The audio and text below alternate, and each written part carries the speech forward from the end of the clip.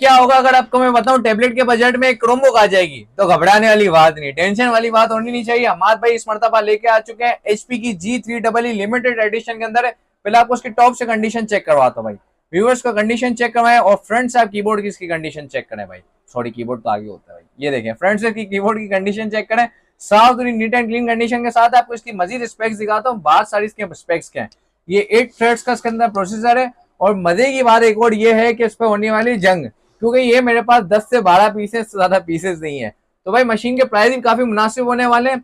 Specs की बात करते हैं, 8 थ्रेड्स का इसके अंदर प्रोसेसर आता है मीडियाटेक रॉक चिप का, और 4 GB रैम है और 32 GB रोम है। टच है, 360 रोटेटेबल है, 6 से 7 घंटे का बैटरी बैकअप है। मजे की बात ये है कि ये HP वाली मशीन है और लिमिटेड एडिशन है, ब्लैक कलर के अंदर। HP वाली मशीन काफी लिमिटेड होती है, मिलती भी नहीं है, तो प्राइस भी बड़े मुनासिब होने वाले। प्राइस सोच हमारे व्यूअर्स के लिए दे देंगे 13,000 रुपए फाइनल प्राइस आपको हम ऑफर करें।